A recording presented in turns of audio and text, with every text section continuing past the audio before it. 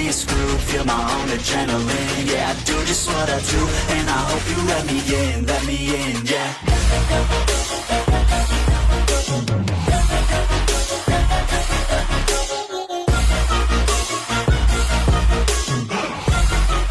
Hello and welcome back, fellow anime lovers, to Cypherfics. I am delighted to have you join us once again in the world of fanfiction and fantasy. This is the 38th part of, What If Harry Potter Meets My Little Pony? Special note, this fanfic is written and a masterpiece of tkepner on fanfiction.net. Do check and support the author too. Now smash the like, share and subscribe button for more. Also press the bell icon so that you never miss such great parts. Thanks for the introduction. Now let's dive into the world. At that time, though, Castor explained, I said she could visit mine, not knowing what Princess Luna meant. He looked at the Prime Minister. She literally entered my dreams that night. I had no idea I was dreaming until she spoke up. From what she explained, normally she only enters dreams that are nightmares, nasty red and black roiling messes of cloud, she said, so her ponies can have a good night's sleep. The blacker the cloud the worse the nightmare. There aren't many that have nightmares, despite their 6 million population.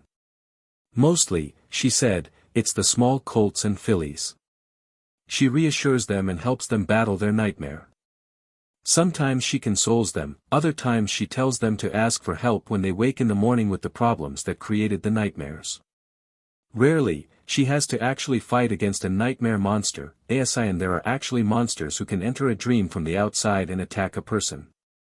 Such attacks can change their personality or even consume them, she told me. Such happenings are extremely rare, she said. But it is why she roams the pony dreamscape. His audience was looking alarmed. She did mention that pink dreams are private, and after encountering them when she was just learning of her dreamscape powers several thousand years ago, she has made it a rule to never go into one. That got a few frowns, and snorts. Human dreams are very chaotic, she said, and the only ones she had encountered were when Harry Potter first came to their world. They left her very worried about his sanity. The dreams she saw at our experimental hospital with both our patients and the volunteers had lessened her worry somewhat that he was abnormal by human standards, but didn't reassure her on his complete sanity. She understood that the patients and volunteers were all military personnel and did not reflect an actual cross-section of humanity. He paused for a drink of water. That still left her with the problem of deciding if all humans are insane by pony standards. She hoped that my wife's and daughter's dreams might assist her. He shook his head. She can enter a human's dream and observe it, but unlike pony dreams she cannot subtly control it. She is, in her words, swept along like a feather in a windstorm. Fortunately for us, she has great difficulty separating imagination from reliving a real experience. Her pony's dreams tend to merely reflect a peaceful reality unless they are having a nightmare. It was quite bizarre to have her ask, "How did you do that?" when I had a coffee machine appear and deliver a cup of coffee in my dream. He frowned. For some reason it tasted like banana. He shook his head to clear his thoughts. He didn't want to wander in a meeting with the Prime Minister. As you can imagine, this is, if you'll pardon the pun, a nightmare for security. He again looked around the room. Fortunately for us, when she does more than simply observe the dream, or tries to search for something specific, she creates what I have heard called a lucid dream. I was immediately aware of her, and could take control of my dream. He tilted his head and raised an eyebrow. That was unusual to her. Most ponies, it seems, do not have the ability to lucid dream. Or, at least, have the ability but rarely use it. He again shook his head. However, that isn't important. What is that we must warn everyone that there is a very real and distinct possibility that Princess Luna might drop into one of their dreams. And I don't know what we can do to prevent that from happening unless we can somehow make our dreams pink clouds all the time. He clasped his hands and looked around. I'm worried that asking her not to enter our dreams, to respect our privacy, could be another problem. He stopped a moment at their looks, realizing they misunderstood what he meant. Not that I think she wouldn't do as we asked, but what if one of those dream monsters she mentioned makes an appearance, he explained.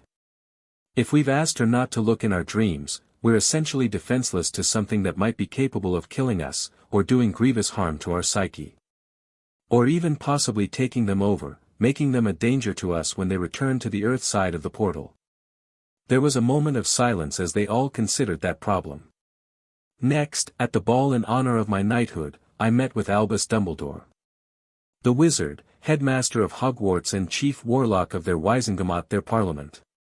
That raised some eyebrows. I didn't know he had been visiting Equestria, said the Home Secretary. Castor shook his head. This was his first time through the portal. To say he was as shocked as I was at the reality of Equestria is an understatement. His smile was as ironic as his tone when he said, he is convinced that Equestria is actually Atlantis, but hidden from us by powerful magics we cannot hope to penetrate. They stared at him in disbelief. He makes a good argument, I must say. Castor sighed. He takes the existence of so many human mythological animals in Equestria as proof that the Greeks, and a few other ancient civilizations, stumbled across a portal which is quite plausible. They named the place they went as Atlantis. They assumed it was across the sea. They never realized that it wasn't on Earth, at all. So, in his mind at least, Atlantis and Equestria are the same place. And that it is hidden here on Earth, masked from the rest of the world. Castor looked down at the table and back up. When I suggested it might be another world, he belittled it. He said wizards had looked for other worlds with magic and concluded ours was the only one. He shook his head. The reason we will never be able to convince the wizards and witches that Equestria is actually another world is because of the next item on my list. However, before I get to that, there was the mention of a prophecy 12 years ago. A creature that the princesses called the God of Chaos said that because it wasn't revealed in full by Dumbledore to anyone at that time, we escaped nuclear annihilation via World War III, and the Soviets using their doomsday bombs in the Urals. There was dead silence at that point as the others exchanged horrified looks.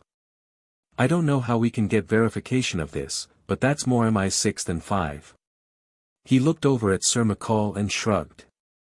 I'll list in my report the exact date mentioned, as near as I can figure. Maybe if we ask nicely, the Soviets will cooperate. The man adopted a pensive expression and frowned. Major just snorted. As I said, I met a creature. Princess Celestia said he was Discord, the god of chaos. I'm not sure who or what he is. I think my daughter managed to get a picture of him. Whatever he is, he fits the description of our worst nightmare regarding aliens. He claims to be a minimum of 6,000 years old. He paused to gather his thoughts. Princess Celestia told me some of the things she has seen him do. If I hadn't seen some of his antics at the ball, I would have said she was exaggerating, trying to see how much of a mug I was. He looked up with a haunted expression. He breaks every law of the universe, and considers the universe his plaything. He plays with physics the way a toddler plays with Play-Doh. A voice from above interrupted them. Why, thank you, Warrant Officer First Class Castor Searle, Honorary Knight of the Realm of Equestria. Discord was looking down at them through a steel trapdoor in what they knew was a solid wooden ceiling. I don't think anyone has ever given me such a nice introduction. He bowed as he floated down through the trapdoor. Their mouths dropped open. Number 10 Downing was under anti-apparition and anti-portkey charms. Discord slowly spun until he turned right side up. The trapdoor disappeared. Magic, the Prime Minister said hesitantly, glancing at the others. Discord grinned a crocodile grin, his face morphing. Oh, no. What I do is as far above magic as the nuclear furnace of your sun is above a match. He opened a square door in the air, reached in, and took out a miniature sun and 5 planets. 4 were small and the banded 5th was much larger and had a giant red spot. The planets hung stationary in their orbits around the sun that he held in the claws of his left hand. Little signs floated above them, identifying Mercury, Venus, Earth, Mars, and Jupiter, just in case anyone couldn't figure it out from the way the third and fourth planets looked like blue and red marbles, respectively. The blue one had a smaller silver ball beside it with a tiny sign planted into it that read, Moon. There was a black darkness behind them that made them easy to see. Smoke began to curl up from where he held the sun with his claws. Castor noticed that it was suddenly darker outside, as if a cloud was passing over the building. He stared out the windows for a moment, as did the Prime Minister and Foreign Secretary and Sir Walker, who were also facing the windows. The forecast had said it would be a cloudless day, and so far, it had been. A rarity in England at this time of year. Everything in view, however, appeared to be under a cloud. Although none could be seen out the windows. Discord leaned closer to Major. The IRA will be in contact, soon. And Benny Hill will pass on. He straightened, smiling. Then he looked puzzled and sniffed the air. He looked around the room and then at his smoking claws. From the way he was holding the sun, one of his claws rested against part of the surface, obscuring that portion from the third planet. Ah, he said, and dropped the sun, waving his claws and blowing on them. Hot. Hot. Hot, he said breathlessly. Through the windows, Castor noticed, as did the others, that it had turned bright again. The miniature solar system disappeared. Castor feared that whatever had happened, had been seen by nearly every person outside on this side of the earth. The telly this evening would be interesting. The strange creature looked at the 5 men sitting back in shock. Well, have to go, tally-ho. There's a certain Pegasi I need to see for tea. He opened a rip in the air with a sound much like that of a Velcro STRP opening. They could see a banded planet through it, appearing similar to Jupiter, but the sun to the side was much, much bigger. There were 2 moons in profile. The men knew, somehow, that the other side of the rip was deep space. Perhaps it was the clarity of details on both the star and planet. Or the way the temperature dropped as the heat was sucked out of the room. The creature started to step through, then stopped. He looked back at them with an expression of embarrassment on his face. Oops, wrong Pegasi. I said a certain Pegasi, not 51 Pegasi. He slammed it closed, like someone pulling down a window shade. However, with only a 4-day year, a tea with Fluttershy would last a quarter of the year. He smirked, Bellerophon would be so jealous. He then opened a new rip. This time it sounded like someone opening a shirt held closed by snaps. Castor could see a mountain in the distance, with what he recognized as Canterlot visible on one side. Discord stepped through and closed the jagged rip with a giant zipper that slowly faded away. They sat in dead silence for several minutes. Castor, his mouth extremely dry, said, "That was Equestria. I recognized Canterlot on that mountain in the distance." The others turned their attention to him.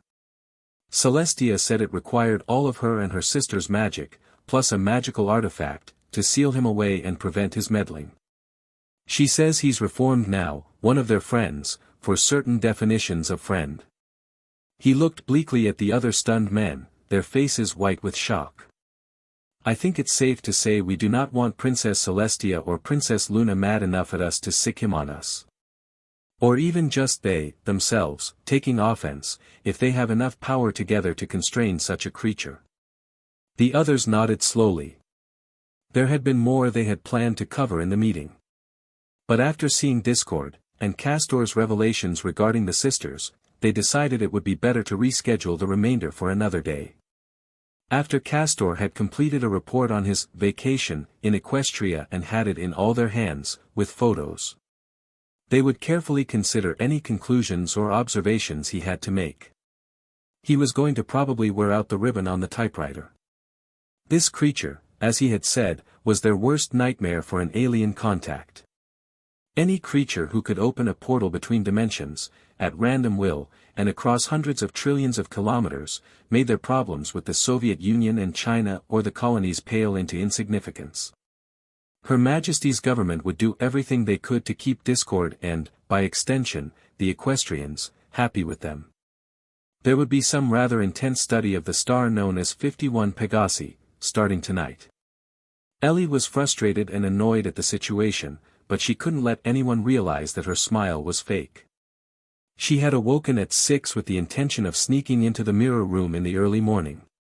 With curfew over at 6:30, she had plenty of time to prepare for the day. She knew no one would be up and exploring at that time. Most students preferred to sleep as late as possible. She had calculated that she would have about an hour and a half, maybe 2, before classes started. More than enough time to glean what she could of what might be her heart's longing and what she might need to do to get it. Unfortunately, her roommates had surprised her when she had returned from the shower. They were awake and had wanted to know why she was. A quick, woke early and couldn't get back to sleep, hadn't helped. They had decided to get up, too, and accompany her to breakfast. As long as they were up, they might as well get in a bit of studying before classes today. She couldn't dissuade them. To tell them, outright, to PSS off, as the older students sometimes said when friends and acquaintances were annoying, would damage her relationship with them. She couldn't afford to do that for no reason. So, she had been in the Great Hall before breakfast, wasting time she could have spent examining the images in the mirror, making small talk with her classmates instead. She didn't need to study, she had memorized the year's textbooks. She could take the year-end tests and pass easily. She could probably even pass the practicals of the wand exercises, although her magic was weak in comparison to most. But she couldn't let them know that. She had to pretend difficulties to prevent any suspicions that she was smarter than she let on. Still, it wasn't a waste, as a good infiltrator knew her information thoroughly. A mistake could ruin the infiltration and lead to severe problems, or even death. Practice made perfect, and this forced practice was quite valuable in learning patience. Plus, she was putting the time to good use. Most of her studying was into the culture around her. There were just so many things she didn't know that all the others, even the Muggleborns, took for granted. A charm disguised her current book, about the Romans in England, as a standard textbook, to avoid suspicions while she was reading it at lunch. "Could I have your attention, please?" There was a sharp ringing sound as Albus tapped his cup with his wand. It was part way through dinner and everyone was present. Or, at least, almost everyone. The room quieted down quickly and the students turned to face him. He smiled genially. "You may remember we had a little excitement last term regarding the infamous Chamber of Secrets." There was soft and nervous laughter. Then the room again grew quiet. Perhaps even more so than before. "We have finished canvassing the extensive chamber, and the tunnels and rooms around it," the headmaster continued. "We found what we believe was Salazar Slytherin's study," he announced proudly. "While there were some books and artifacts, it seems the founder took most of his work with him when he left the castle." He scanned the room as excited chattering broke out. "Alas, most of the tomes appear to be in Parseltongue and cannot be read by those without that gift." He waited for the noise to abate. "Anything that might pose a danger has been removed, and the room itself cleaned. On Saturday, the prefects will be given a tour of this historic room and its history explained. Objects that we found, items left from when the castle was built, will be on display. As well as a life-size replica of the basilisk that lived there for so long." He smiled at everyone in the room. "The tours will be quite educational, if I say so myself, as well as rather fascinating. Every Saturday for the rest of the term there will be 2 one-hour tours for interested students, in groups of 10. The tours will be conducted by the prefects, and will be organized in order of student seniority. 7th years will receive priority, as they graduate soonest. Please see your house newsboard for sign-up information. There will be a few tours for ministry personnel. In May, we intend to open these tours up to the general public on a first-come, first-served basis. We will charge the public a modest 1 sickle to reimburse the prefects for their valuable time and to pay for cleaning and maintaining the facility." He smiled again at the students, then raised his arms. "Thank you for your attention." He sat back down at the table. The room started to buzz with speculation and anticipation. Ellie had tried to sneak away after the last class before dinner, but that had been a failure. Her friends had wanted to discuss the day's assignments before heading for the library. Ellie skipped dinner that evening, knowing that everyone else would be there. Which left her at least an hour with the mirror to study what it showed without interference. She was especially interested in what it might show her regarding choices she should make. Frustratingly, the faces of the humans kept fading in and out. The equestrians tended to show up the most. Which, when you considered what a bonanza they were in emotion compared to the witches and wizards, was not exactly a surprise. Somehow, though, she couldn't imagine them being willing partners in donating emotional food to her. It also wasn't a surprise that some of the lings in the mirror were her old classmates from when she was training. She would have liked seeing them again. But they were all dead, she knew heart's longing, and all that. Once more, she was startled to hear voices outside the room. Again, she hid herself with spells in a corner. The disturbance was, of course, the equestrians. This time, however, they had brought the rest of the Gryffindor cohort, as well as Myrtle, the twins, and the rest of the Quidditch team. Without a doubt, the room would have been overcrowded if it hadn't had been a classroom at one time. Ellie spent more than a few minutes worrying that one of the students would trip over her literally.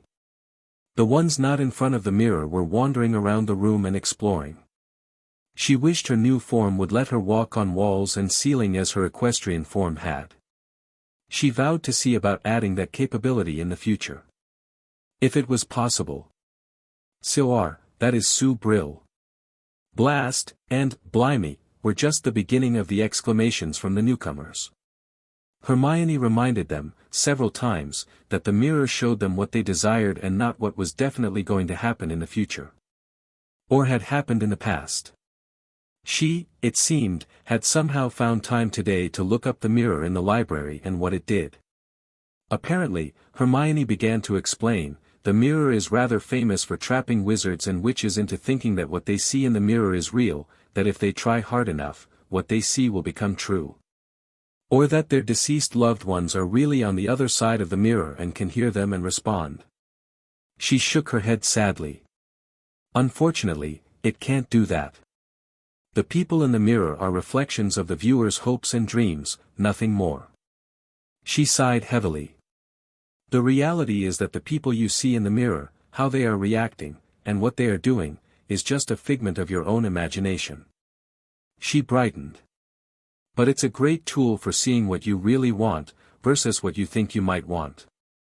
Especially if you can compare today to what you saw a week, or a month, or a year ago, she concluded enthusiastically. I do wonder why it's in this room here, though, so easily accessible. And it's even stranger that we've never noticed it before yesterday. She looked at the others waiting their turn at the mirror. It must have been only recently put here. While we were on hulls, you think? Every once in a while, and especially when an equestrian took a turn, Ellie got a brief wave of love. But she resigned herself into being trapped in her corner until they left. Which would probably be just before curfew. In the meantime, she was bored and aggravated at the circumstances. She managed to escape a bit early when some of the group started back while the older students stayed. She quickly crossed the room and attached herself to the rear of the group. She still used the notice me not, but if anyone did notice they would merely think it was one of their friends, and not a little Hufflepuff. Tuesday went the same as Monday for Ellie. She just couldn't escape her dorm mates. What a time for them to indulge in their camaraderie. Under other circumstances she would have been overjoyed at their acceptance of her and the pleasurable feelings coming from them. It was late afternoon before she could escape the clutches of her friends, immediately after the last class. She cited being drowsy because, for some reason, she hadn't slept well the night before. She saw 3 students standing on the platform outside the room with the mirror. They were leaning against the wall. She slowed and looked at them, puzzled and annoyed. Why were they here? At her unspoken question, the Ravenclaws closest to the door said, "Oh, you're here to see the mirror, too? It's as fantastic as they say." You're better here now than later. The line will reach the bottom of the tower soon, I'm sure. Ellie blinked. Her confusion must have shown. It's the mirror of Eriste. Haven't you heard? She nodded slowly. It was too late to retreat. 15 minutes later she walked into the room as another student, a Ravenclaw, walked out. A prefect was standing just inside. The line had grown to the point she couldn't see it beyond the curve of the tower. You get 5 minutes to stand in front of the mirror. Stand on the X on the floor. Wait your turn, he said as she had heard him say twice already. He explained that the mirror only showed what you desired, using images from your mind. It did not show the future or past. Nor was it a window to the land of the deceased. Time, he called, after a few minutes. The student staring at the mirror startled, gave the prefect a questioning look, and then sighed. He stepped around behind the mirror. The prefect said, as she had heard him say to the others, stand on the X, when I call time, exit behind the mirror so you don't block the next student. It was as she had seen the night before. She took her time in front of the mirror to memorize every detail rather than try to interpret what she saw. The problem was that the longer she stood there the more details and lings that appeared in the mirror. She heard, time, said beside her. It couldn't be time already. She had barely stepped in front of the mirror.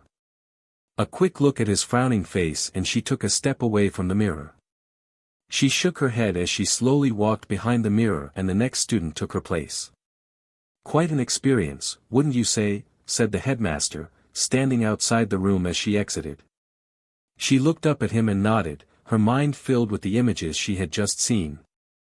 She blinked and looked away. The students in the line were now nervous, worried the headmaster might order them to leave before they had had a turn. Ellie was trying hard not to panic. The last thing she wanted was to be known and recognized by someone in a high position. And you couldn't get much higher than the headmaster of the school. For her, safety lay in anonymity. The headmaster peered inside the room with the mirror, briefly. Then he turned and started down the stairs. When he looked back at her, she swallowed nervously and started after him. How would she escape? Pretend to head back to her dorm when they reached the bottom of the stairs. If she tried to ignore him, that would merely attract his attention as to why she was doing so. I must say, he said, I never expected the mirror of Eriste to be so popular. He shook his head genially. It's considered a very dark artifact because so many have found themselves trapped in its allure. They became convinced it was real, you see. He glanced at her, then the other students in the stairwell. She nodded, her throat painfully dry. Yes, sir, she managed in an almost normal tone of voice. They were both silent for a moment, the headmaster nodding and waving to students. But it is very interesting to know what your heart's longing is, she ventured as they descended past a classroom. Yes, he said. For one so young as yourselves it can be quite a revelation. He paused, then continued. However, for someone of my age, it is old news and not interesting at all. She nodded. That makes sense, she said. With age comes wisdom. He chuckled. Not always, but thank you for thinking I am wise. I shall announce at dinner tonight that the mirror will remain in that room for a while, but it will be locked at night and alarms set. There went her thought of sneaking in at night. Students may visit it under supervision, as they are now. He continued in a conversational tone. Then it shall be moved. It is too dangerous to leave where it can easily be accessed by children. They stood at the landing that led to the castle, proper. They had reached the end of the line of students. Any more and the students knew they wouldn't see the mirror before dinner. What he said next nearly sent her fleeing the castle in a panic. Well, good afternoon, Miss Rarity, the headmaster said and started striding down the corridor. He knew who she was. By sight and by name. It was with the greatest difficulty that she managed to just stand there, gobsmacked, as he walked away. Probably to his office, she guessed. She almost started hyperventilating. With a steady step that masked her inner turmoil, she headed back to her dormitory. She didn't dare break her role, not even for a second. A true infiltrator never broke her cover. She would wait to have her nervous breakdown once she was in the privacy of her own bed. With the curtains drawn and a silencing spell cast on them. He stopped a few steps away, turned to face her, and smiled. "Maybe next time you won't be so nervous." He resumed walking away. The headmaster knew her well enough to pick her out of a crowd and name her. He expected to talk with her again. She was not as anonymous as she had thought. She might need that hideaway in Scotland a lot sooner than she had thought. She would go through the folder of possibilities that the goblins had sent her, thoroughly once she recovered. The sooner she selected one, the sooner they could notify her that the property was ready, and the happier she would be. Albus had just finished his breakfast and was starting in on his morning paperwork when the owl flew in and landed on the edge of his desk. He set aside his quill and gently removed the letter attached to the bird's leg. He opened a drawer and retrieved an owl treat, which was eagerly accepted. The owl showed no signs of moving on. "Ah, you're waiting for a reply, are you?" The owl nodded. He looked at the envelope. It was from Princess Sparkle. He frowned and pursed his lips. He opened the letter. It was short and simple. "Dear Chief Warlock Dumbledore. I'm terribly sorry to bother you, but a situation has arisen at the portal and I am in need of your advice. Could you come to the Equestrian Embassy at your earliest convenience? Show this to the receptionist and someone will conduct you through the portal to meet me. Sincerely, Twilight." Not an emergency, but something he could help them get sorted. Excellent. If he could get them to depend more upon his advice, things would be easier. He cast his Patronus and informed Minerva he would be out of the castle until further notice. Not long afterwards, he was being led through the portal by a guard. Twilight met him in an office in the portal wall separating the portal from the rest of the portal exclusion area. "Oh, thank you for coming so quickly," she said, jumping up from the table she was at. She set aside the book she was studying at the moment. After exchanging a few pleasantries, she continued with, "Last night, as one of the embassy employees was coming through the portal, something very puzzling happened. Ralph had just gone through the portal, after picking up the day's courier pack at the embassy, when he suddenly felt something large and soft fall on his neck. He collapsed to the ground. Almost immediately he heard guards charge up to him yelling, 'Don't move! Don't move!' Realizing he had something furred atop him, trapping him, he complied. He tried to see something besides the acid green fur and the wooden decking, and failed. It took several minutes, but soon he was standing beside an unsteady unicorn mare, with her legs splayed to maintain her balance. She was staring around in amazement. He was coolly looking at his fellow guards. A soft gold dome surrounded the two. "Sorry Ralph," said the unicorn in front of him. He nodded as Sergeant Happy Pear hit him with the changeling reveal spell. Happy used 3 other spells, each designed to reveal anything hidden behind an enchantment. They both grunted at the result, no change. They were both relieved. He watched curiously as the unicorn turned and did the same to the mysterious mare. Again, no change. Although she did gasp and give the guard a startled look.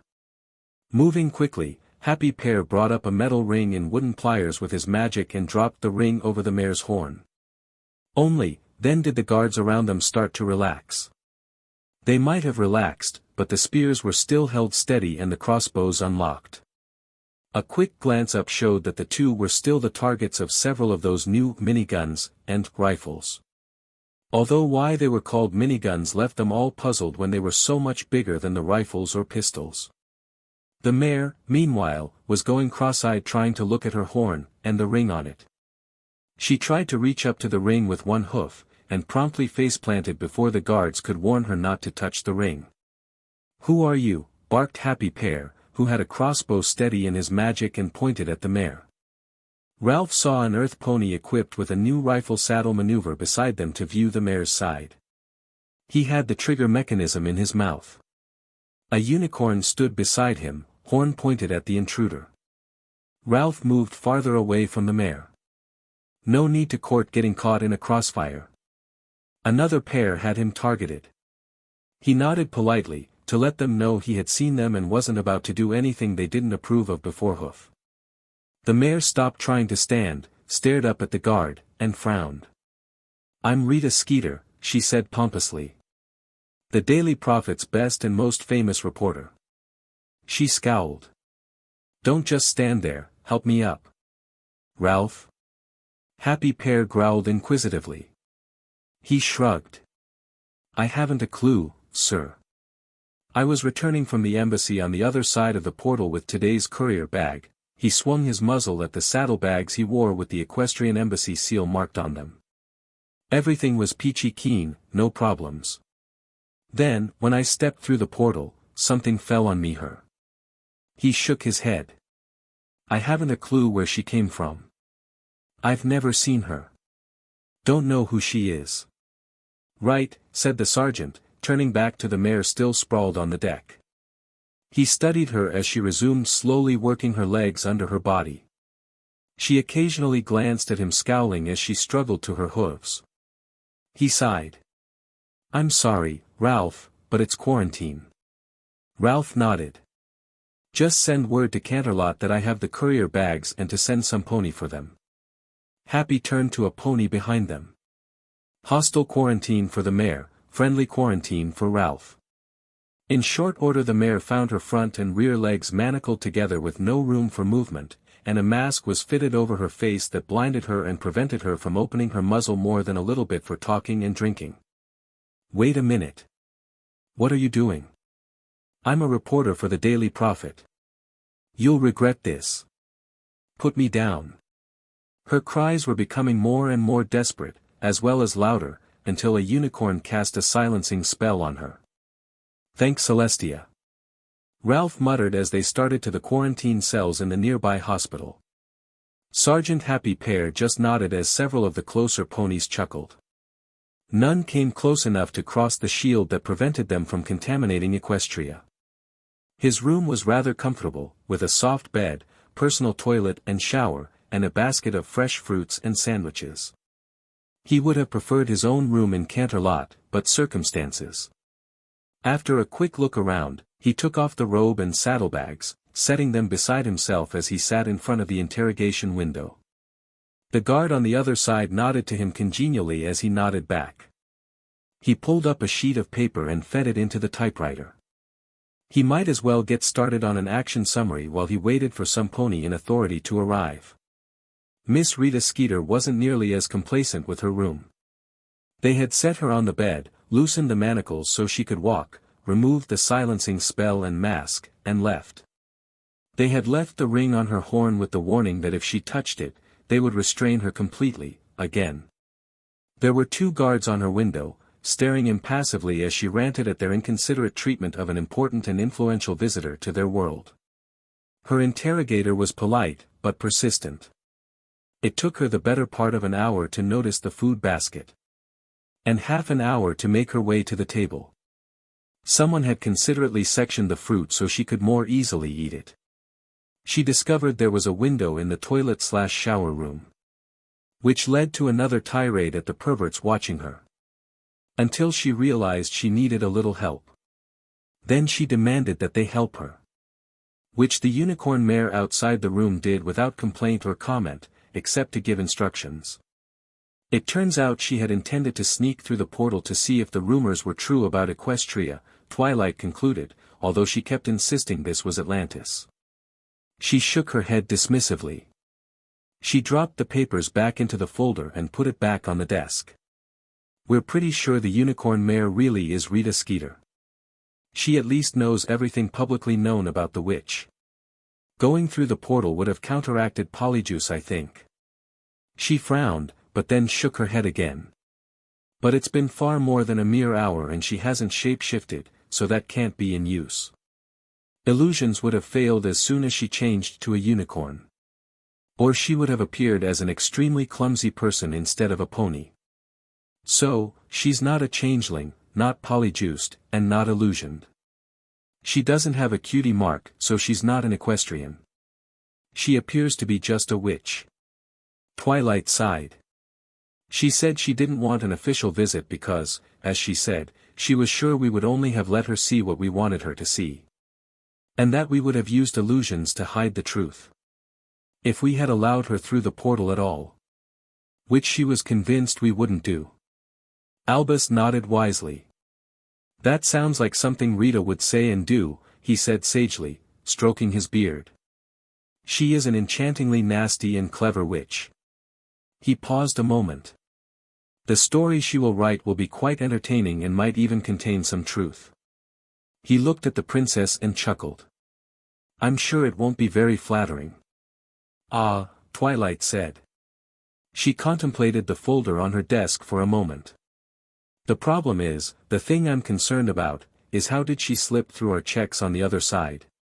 She couldn't simply have been invisible and following Ralph, or our spells would have detected her. Similarly, if she were concealed in something with an undetectable expansion charm, then Ralph would have had to carry it. Plus, the only bags he had been checked in the embassy before he went through the portal. She looked at him quizzically. Any thoughts? He sat thinking, stroking his beard with a free hoof. Finally, he said, Animagus. Twilight looked at him curiously. An animagus could be almost any creature, even an insect, he explained. If she were an insect, she could easily have slipped through your spells undetected. She could have hitchhiked in on Ralph's hair. And then when she went through the portal, it returned her to her human form, which on this side is a pony. Twilight sighed deeply. Yes, of course. She shook her head. So. We need a spell to prevent hitchhikers down to what size? She paused.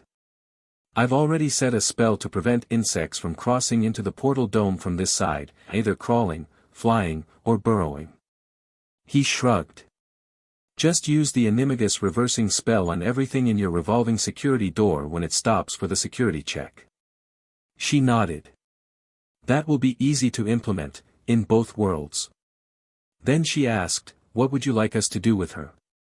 Is she wanted for any crimes? I don't recall any muggle or wizarding laws that prohibit anyone from leaving the United Kingdom. The only thing we can charge her with is trying to sneak through the portal without declaration. She sighed. That's not a crime, yet. She frowned. I'm sure the princesses will fix that oversight. She brightened a bit. Although we can keep her in custody for as long as we want while we research the situation. Albus smiled genially. While many of Rita's detractors feel she should be locked up in a deep dungeon, she hasn't actually committed any crimes that we know of. On the other hand, if she is an animagus, she has broken the law in England. She's unregistered. The penalty is a rather large fine. If she used the animagus form to commit a crime, such as using it to spy on people in private situations, or the ministry, then time spent in Azkaban might be included. Especially if she has done it more than once. He chuckled. Based on how many ministry officials are upset over stories she wrote based on things they thought were confidential, that is probably the case. Twilight thought about that for a moment. Then nodded firmly, stood, and said, let's find out.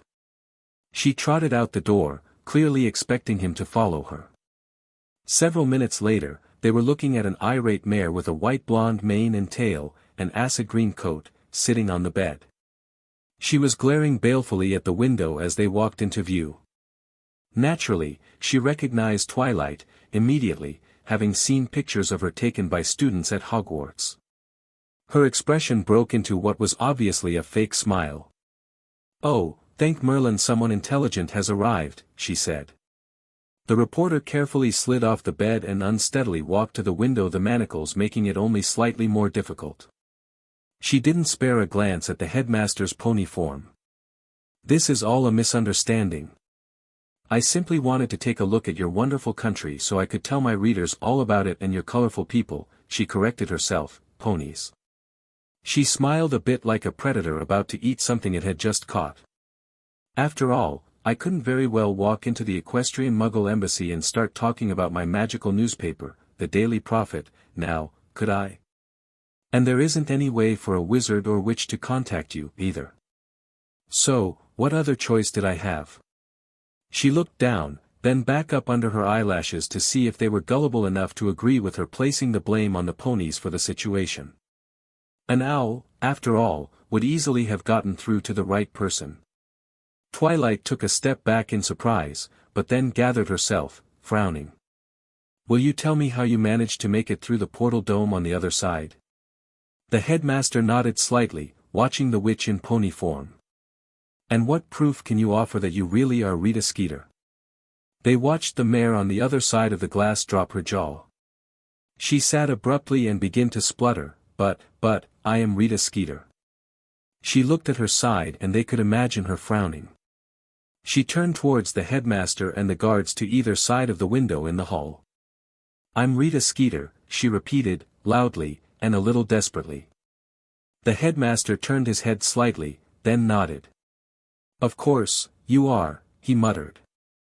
I'll swear on my magic that I'm Rita Skeeter, the witch said, frantically. Would you take a drop of a truth DRG? Princess Sparkle asked. She nodded eagerly, yes. I am who I say I am. Twilight looked at them both. Albus was gazing back at her serenely, nodding. She shrugged. I'll be back in a moment, she said, then disappeared in a teleport. Twilight returned 7 minutes later with a small vial in her magic, inside the room beside Rita. Rita reared back and fell heavily to the carpeted floor. Oh, I'm sorry, Twilight exclaimed, and used her magic to set the mare back on her hooves. Almost as soon as she was upright, Rita had her tongue stuck out. Twilight carefully applied a drop of the liquid in the vial. What is your name? She asked. Rita Skeeter. Are you an animagus? There was a pause, then Rita said, yes. What form? Again, there was a pause, then Rita said, a water beetle. Are you a reporter for the Daily Prophet? Yes, and others. Have you used your beetle form to spy on others to get stories? There was a long pause, then, yes. Twilight stood indecisively for a moment, then teleported out of the room into the hall. Thank you for your cooperation, she said to Rita. She hesitated, then added. If you'd like to help me develop some spells to detect small insects such as yourself before they reach the portal, I'd be happy to escort you anywhere you want, within reason, in Equestria. And answer your questions about it. Rita looked uncertain for a moment. That's not a question, of course, Twilight said, merely an offer. She smiled slightly. Why don't you just lie down a bit and wait for the DRG to wear off? You can think my offer over and give me your decision later. Just mention it to one of the guards. A purple aura surrounded the mare in the room and gently placed her on the bed. Twilight turned to the guards. She is no longer in hostile quarantine. I'll notify your sergeant and new orders will be here shortly. The two guards nodded. She turned back to the mare staring at her from the bed. We'll have those manacles off in short order. She and Albus walked back to the room where he had initially found her. Once they had settled, Twilight looked at him and raised her eyebrows in inquiry. A paper floated out of a drawer and a quill started writing on it. Albus chuckled amiably. That mare is definitely Rita Skeeter. When you asked her to prove it, she was practically shouting it in her mind. And when you asked her if she was an animagus, before then, she unwittingly revealed the truth. Your confirmation with the truth DRG was at Veritaserum? She shook her head, smirking. Was just that, confirmation. He frowned ever so slightly. She wasn't as passive as most such recipients of a truth DRG. Twilight snickered. It wasn't a truth Doug. It was mint tea with a mild calming potion in it. Zekra taught me how to brew it several months ago. Albus raised his eyebrows in surprise. From my experiments with the potion, I know it makes you relax. And, under these circumstances, I didn't think she wanted to lie. So, the mint taste combined with the calming potion made her think she had been drugged. The rest was just her thinking she had to tell the truth. Albus had to chuckle as he shook his head. The quill finished writing and the paper folded up on her desk. "Are you going to SCRT her yourself?" She made a face of disgust. "Yes. I've had some experience with tabloid reporters." She looked up at him. "I'll introduce her to a few squibs here in the hospital, and show her how we're helping the muggles and hiding the fact that witches and wizards are real." She paused a moment, as if pondering something. "Are you going to report her as an animagus to your ministry?" He had considered the situation while they were walking. "No. But I will send her an owl letting her know that I know her secret and that she should consider registering." He smiled condescendingly, "But I know she won't. She considers it too valuable." He frowned. "But I will alter the protective charms at the school to warn me whenever an animagus crosses onto school grounds, or leaves." She nodded. "She does have a point, though, in that no one can contact us without going through the equestrian embassy. Of course, she could have used an owl, but depending entirely on owls would be problematic." She tilted her head, looking at him. "Perhaps we should open a small office with a secretary for answering questions in Hogsmeade or Diagon Alley. It could flow directly to the embassy. That way witches and wizards could easily contact us and travel conveniently." It was his turn to nod. "Yes, perhaps that would be better. Plus, the non-magicals there would never see a wizard or witch." He nodded. Another paper floated up and the quill again started writing. Rita spent the rest of the week exploring Ponyville and meeting some of the residents. Her first meeting with Spike sent her scurrying behind Twilight for protection. And she nearly fainted at the sight of a griffin guard, equipped with a spear, sword, and armor, at Twilight's castle. True to his word, the headmaster left the Mirror of Erist in place for a week, and gave all the interested students a chance to see it. Which was most of them. Then he moved it elsewhere, and no one could find it. Not before he caught Ellie, though on an early Thursday morning. She had snuck in during the previous day and carefully unlocked a window. Then waited until late at night. She had snuck out of the dormitory after curfew using her Don't Notice Me spell combined with silencing spells. Plus, an illusion spell that she was a wall so no one who could see through the first spell might not notice her underneath the second. She had gotten really good at both of those. Sneaking into the room had been easy. She had just gone outside, applied a featherlight charm to herself, climbed up the wall with sticking charms, and snuck in through the window. A very easy operation, compared to what she had done in Ponyville. She wasn't sure how long she had been sitting there when the door opened and the headmaster had walked in. She had remained still, frozen in fear. Her spells were still in place, so maybe he was just randomly checking the mirror. Or maybe he had his own wishes he wanted to evaluate, in private. He glanced around the room, then he smiled straight at her. "Those are quite good spells you have cast," he said. "However, you can always see through others' spells if you are powerful enough." His eyes had twinkled. "And a wall standing in the middle of the room is quite distinctive." She blushed furiously. "Being engrossed in a single purpose makes you blind to things around you, Mr. Rippy," he said softly to her. "And you can be caught unaware." He had gazed at the mirror. "It is a terrible thing to lose your family," he said. She could feel regret and sadness flowing from him. "Don't let your losses prevent you from growing and enjoying the future." He turned to her and smiled sadly. "You have a full future ahead of you, don't waste it, as others have, by looking backwards." She stared at him. How, she looked at the mirror. She felt amusement from him. He smirked. She felt her eyes bulge out at the sight. He had actually smirked at her. A simple alert charm on the floor in front of the mirror. He waved his hand and a large white triangle appeared on the floor. She was sitting almost in the middle of it. She blushed again. "Come, I will walk you back to your common room." He half turned towards the classroom door. She stood and docilely walked ahead of him to the door. Just as she reached it, she felt all her charms being dispelled and she heard a click from the window. The walk was mostly in silence. He wasn't upset or angry with her, she felt. He was amused. They had just reached the Hufflepuff entrance when he said, "Never fear, my dear, you aren't the first to fall for the mirror's charms.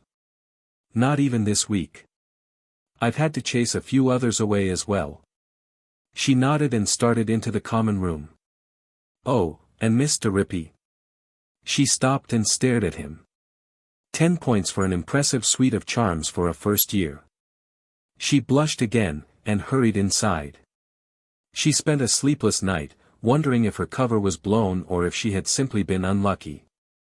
Or if he suspected she was more than she appeared. Bright Star sighed despondently and put her last book away. Ember Glow slowly opened her eyes. "Is something wrong, dearie?" she asked, turning her head to see the pony. Bright Star put on a happy and reassuring expression. "Nothing you need to worry about, Auntie M." The old mare studied her for several moments. "You've been here every day for some time, now," she slowly said. 9 days, acknowledged Bright Star. The mare nodded. "Don't you have other things to do?" she said softly, her voice quavering. Bright Star smiled. "Yes, and I've been doing them before and after visiting hours." She couldn't say she was trying to find some pony to replace her, and establishing alibis. Nor that she was already 3 days behind schedule. She couldn't afford to wait much longer to return to the portal and slip across. The old mare raised an eyebrow and flicked her ears. "I'm planning a trip, you see. I want to travel and explore. This is giving me the peace and quiet I need to plan properly. It's nothing urgent, you know. I have more than enough time to sit with you." Which, Bright Star knew, wouldn't be much longer. Ember Glow was sleeping almost the entire day and night, now. The nurses estimated that she wouldn't last more than a week, maybe 2. Ember Glow's eyes closed. Soon, a soft snore could be heard. Bright Star had hoped she could find a substitute by now, but hadn't found what she considered a reasonable replacement, yet. She wanted some pony intelligent enough not to blow the plan, but not smart enough to realize the scam and go to the guards. Unfortunately, just going up to some pony and asking them to pretend to be her sounded too sketchy. Not to mention that she had no way of knowing if the pony would take off immediately after she left and was unable to monitor them. She wanted someone honest, but not too honest. Hopefully, someone who wouldn't notice a little magical nudge to do what Starlight Glimmer wanted. Someone, especially, who wouldn't immediately run off to the guard to report a possible crime. She had taken to roaming the streets during lunch and after leaving the hospital in the evenings. Manhattan was big enough that it supported an all-day and all-night working population, so there was always someone on the streets hurrying somewhere or lazing about. This time she was near the railway station when she heard some pony sobbing. She slowly made her way closer and found a young mare sitting against a wall, crying. As soon as she came into view, the mare rubbed her eyes and tried to straighten up. It was a unicorn mare with a saffron coat and two-tone blue-green mane and tail. She looked barely old enough to be on her own. She was wearing well-worn saddlebags that were rather tightly stretched. Bright Star had to wonder if the mare had everything she owned in them. "What's wrong?" Bright Star asked softly, stopping nearby. It wouldn't hurt to add another alibi, if she could. The mare took a deep breath. "I just got here. I thought I had enough bits, but everything is so expensive." She looked down and even in the poor light here, Bright Star could see her blushing. "I thought I had saved enough, but I can't afford a hotel for more than a night or 2. If I do get a room for more than a night, I won't have enough to get back home. And I doubt I'll find gainful employment in just 2 days. Or, at least, employment that she would want." Bright Star smiled encouragingly. "Maybe I can help." Minutes later, the older unicorn watched as the younger one, Sunset Joy, quickly finished off a burger, hay fries, and milkshake. The mare came from a small farming village to the north. She wanted to see the city and seek her fortune, as she thought the farming village too dull and stifling. And she didn't really like any of the stallions there. A few subtle spells from Bright Star and she knew she had found her mark in Sunset Joy. By the time the restaurant was closing, the two ponies had come to an agreement. Breezy Dancer, for that was the name Bright Star gave the young mare, was doing a good deed for an old friend. Her friend's aunt, Ember Glow, was passing on, and the friend, Bright Star, couldn't be here for the last days of the beloved aunt. But she couldn't just leave her alone. How cruel would that be? So Breezy Dancer was filling in for her, and had used a color change spell to make the old mare think it was family waiting with her. A little lie that hurt no pony and brought comfort to an aged mare. But now, Breezy Dancer had her own unexpected emergency, and had to go. Which made this accidental meeting perfect. If the young mare didn't mind spending 8 hours with a sleeping mare during the day, in the hospital, Breezy Dancer would be more than happy to let her use her hotel room until the prepaid time ran out in 3 weeks and she wouldn't have to pay Breezy back at all. In addition, Starry Glow had given her a stipend so she wouldn't be out any of her own expenses while she was in Manhattan. A stipend Breezy Dancer was more than willing to give to the young mare. Thus, Breezy Dancer could take care of her emergency and Sunset Joy would have 3 weeks to search for a more permanent place of her own and a job. Both of which she could do before and after visiting hours at the hospital. If she didn't find anything she liked, she would have enough bits left to return her to home safely. She could consider the whole thing just a vacation to the big city. Which is what Bright Star told her she should say to save embarrassment if she did have to return home. That would prevent the gossips at home from saying she was a failure or had given up too easily. Gossips who had never tried to live in the big city themselves, and thus knew everything there was to living in Manhattan. Sunset Joy would start tomorrow morning pretending to be Bright Star, after some instruction from Breezy Dancer on how to fake Bright Star's cutie mark. The younger mare didn't understand the need for the subterfuge, but another subtle spell convinced her not to question things. She was just so happy not to have to return home immediately that she didn't object any further. She would bring plenty of reading material in the form of newspapers and books about the city, so she wouldn't be bored. And to help her job hunt, of course. After watching invisibly for most of the next morning, and using subtle pushes of magic, everything was going exactly the way Bright Star wanted. The loyalty spell ensured that Sunset Joy would stay on script, and the bits ensured she had an incentive for doing so. Plus, the letters Bright Star had left with the lawyer would go out on schedule for the next several weeks. And the old mare had company until she passed on. Every pony comes out ahead, she thought as she briskly set out for a secluded spot from which to teleport. It took only a few hours for Bright Star to teleport back to Ponyville. She had to be careful where she teleported from and to, of course, and changed her disguise each time. Silencing spells were quickly becoming one of her favorites. She didn't want to leave an obvious trail. Once on the outskirts of Ponyville, she went into the portal building. She waited until after the 2 guards had cast the changeling spell and were casting an illusion-revealing spell. She told them she was just a curious citizen and spent half an hour talking with them.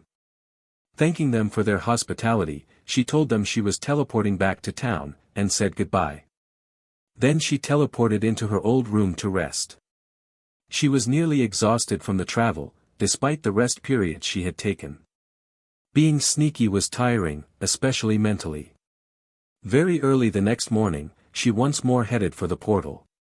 She arrived just before the portal shift change was scheduled. When the 3rd shift was most tired, and eagerly anticipating their replacements, she went through. A bit of sleight of hoof had allowed her to look as if she was filling out the correct paperwork for a transfer through the portal. There were too many guards watching from too many places to attempt to use magic to sneak through undetected. The guards would, of course, remember seeing her cutie mark. No way to avoid that. If any pony asked if Bright Star had been through, they would remember her. But with the eyewitnesses in Manhattan insisting that she had been there, and not here, on this day, would throw doubt on the accuracy of the guards' recollections. Plus, the personally written letters from Manhattan still arriving weeks after this would further cloud the issue. And without proper paperwork, well, no pony important would realize she was on the other side of the portal. Everyone involved would assume they misremembered. When they did start to question where she was, in a month, her trail would be old and cold. It would be even longer before they investigated. Tracking her to the hospital would be easy. Then they would waste a tremendous amount of effort tracking her connection to Emberglow. An impossible task, given they were strangers. It would leave them running in circles. But the trackers would never believe that. Finding Sunset Joy would be impossible.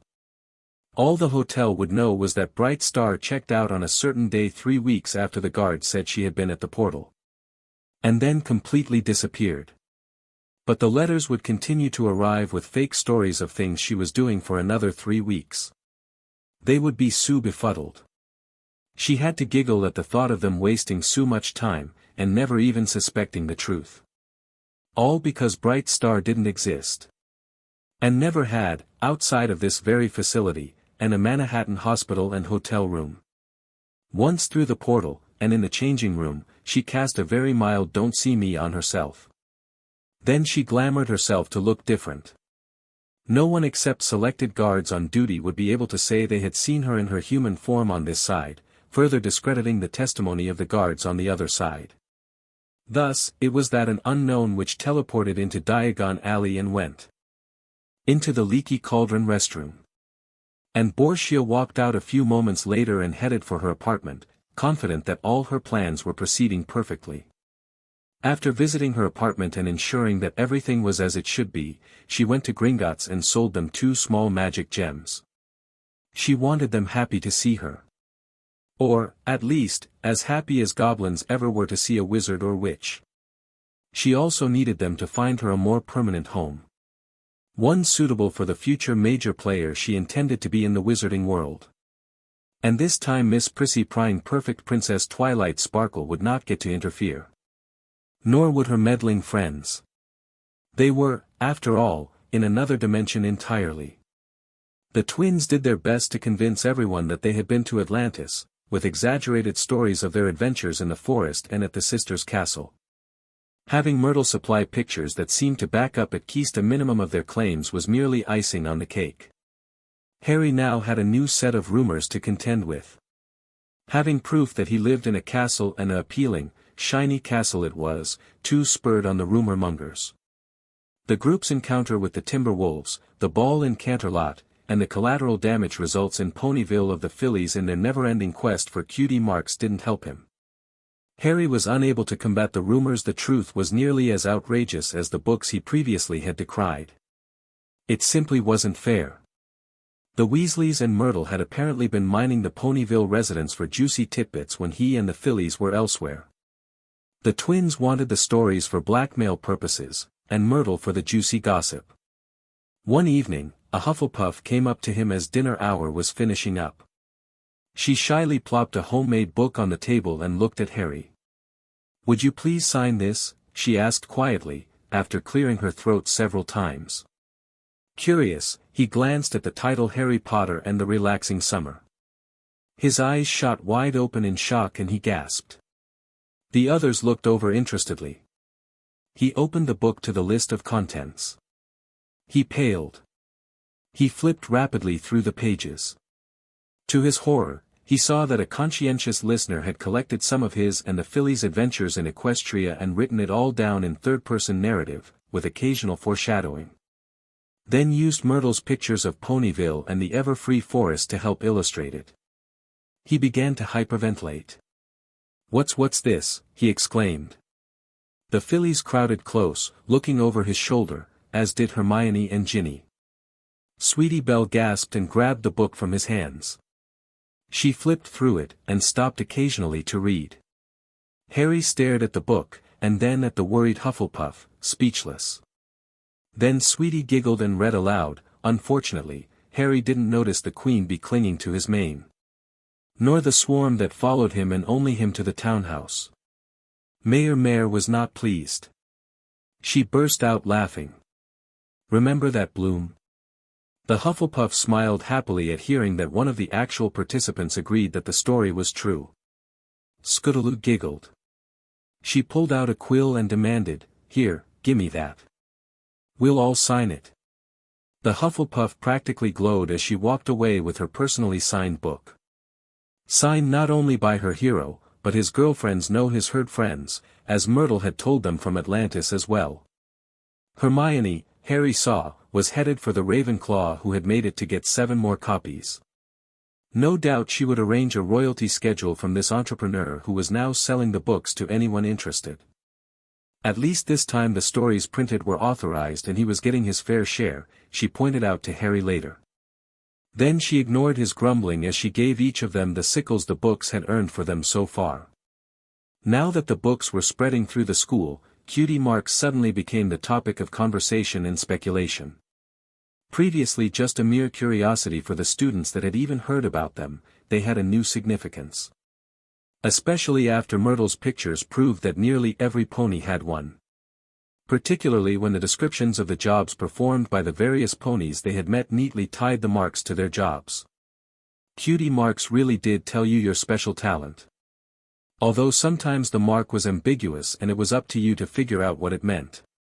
Having the mark appear while you did something appropriate to the mark, however, was a big clue. Although it could be mistaken for something else. As the outlaw Troubleshoes Clyde had found out the previous summer when he returned to the Appleyusa Rodeo. With the Crusaders' assistance, he had discovered that his bad luck was because he was supposed to be a comedian who specialized in physical comedy and clowning around. The bad luck was actually his talent at making others laugh. This was, of course, one of the stories in that book, as Harry referred to it. Which the fillies always talked him into signing when asked. The smug looks they had, and the overheard rumor that another book was in the offering with the further exploits of the Cutie Mark Crusaders, left him more than a bit disturbed. He noticed that sometimes the 3 fillies would disappear into their dorm for a while, then return, giggling, and refuse to tell him what they had been doing, except to say, which stuff. It was all very suspicious.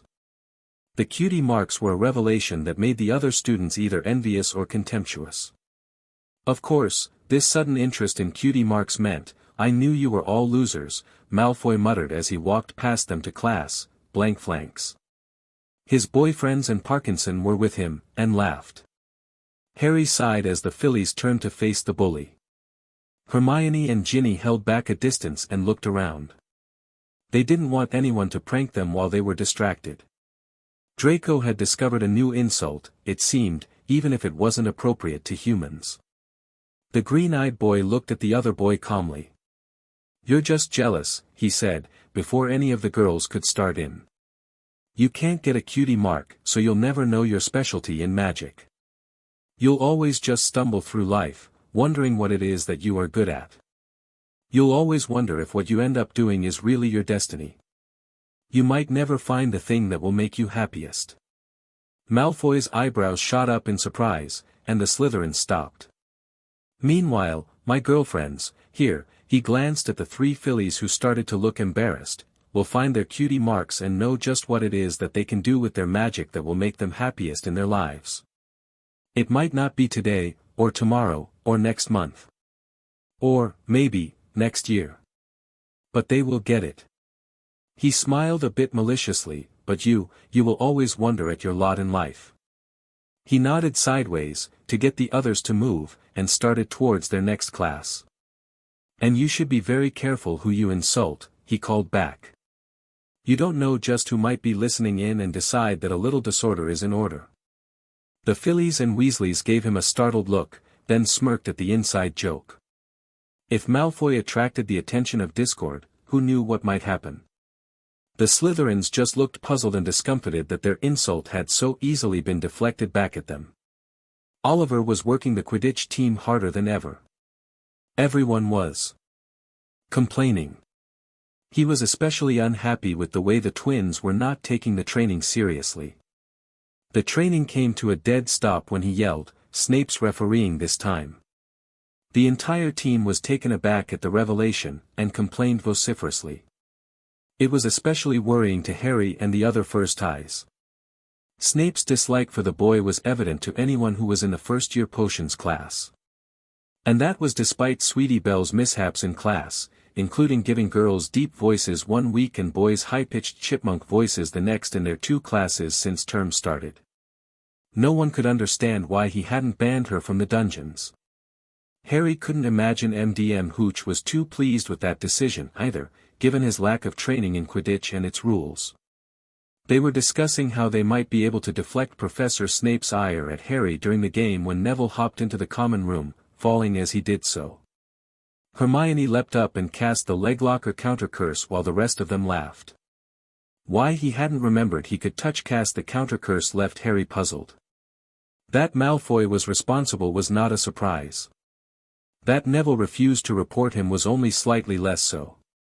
Harry gave him his last chocolate frog as consolation. Neville handed him back the wizard's card it contained. He already had that one.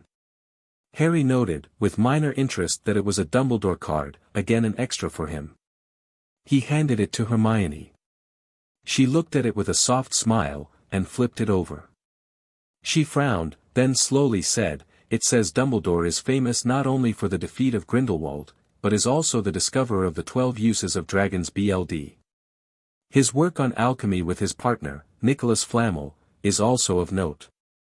Hermione looked up at them. "Flamel?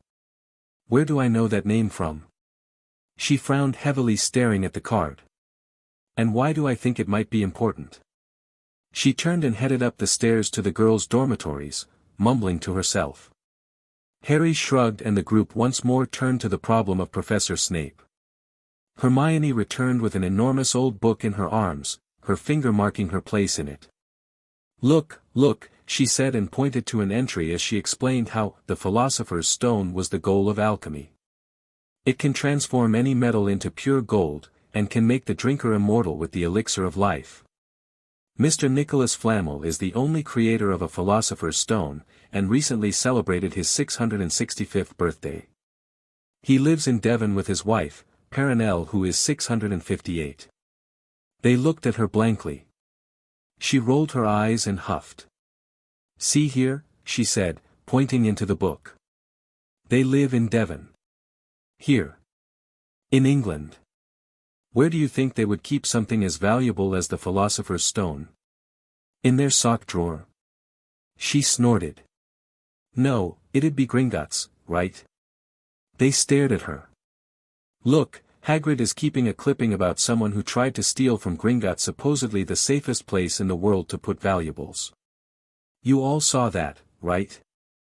They reluctantly nodded. She shifted into lecture mode.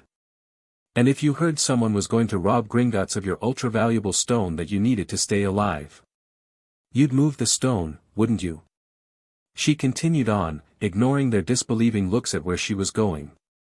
"Hogwarts is the only place safer than Gringotts, or so we've been told.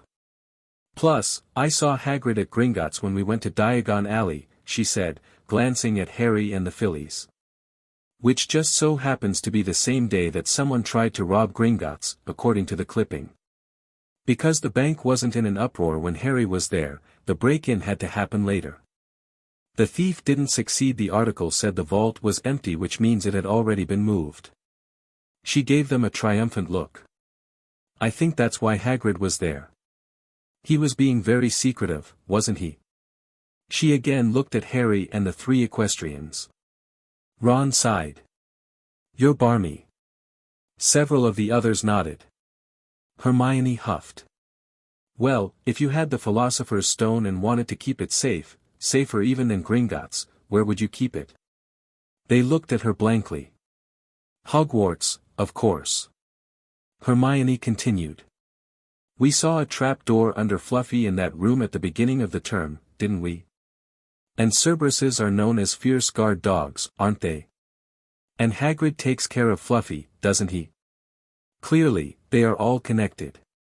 More blank looks. Or actually, looks that said they didn't understand why she was going on about this. "Look, this has been bothering me since we first saw that Cerberus what could be so valuable that the headmaster needed more than just a few magical protections." She looked at them a bit desperately. Ron half whispered to Dean, "I think she's lost the plot." Hermione looked offended at his not-so-quiet declaration. The Fillies perked up. A mystery, said Scootaloo. A creepy grin began to spread across their faces. Harry sighed. So, you think, Sweetie Belle said slowly, barely hidden delight in her voice, that the headmaster is hiding the Flammel's Philosopher's Stone in a chamber underneath the Cerberus, Fluffy? Hermione nodded happily. It all fits. Sweetie Belle nodded slowly. We need to meet with Hagrid, to see what we can learn. Hermione said, I'll send a note asking if we can come over on Friday for tea. The fillies nodded. Scootaloo rubbed her hands together, this is going to be so much fun. All that from a name on a wizard's card? Neville shook his head dazedly. What has any of that to do with Snape? Professor Snape, corrected Hermione. Professor Snape, continued the chubby boy, being the referee at our next Quidditch game. And why are you bringing it up now? Besides, if it's so important I'm sure the professors are well equipped to handle it. Hermione blushed as the other first ties all nodded. Well, I'm sure they are, she said, but just think, the Philosopher's Stone could be right here. She looked at them all. Doesn't that make you excited? She smiled, besides, we've got 6 weeks to the game. Plenty of time. But Harry saw the three fillies exchange looks. He sighed. This was not over, he knew. So alright folks, that's all for today. Stay tuned for part 39. Do subscribe, like and share for more such videos. Also check out the story and author tkepner on fanfiction.net. Press the bell icon to be notified first on release. See you in the next video, till then goodbye.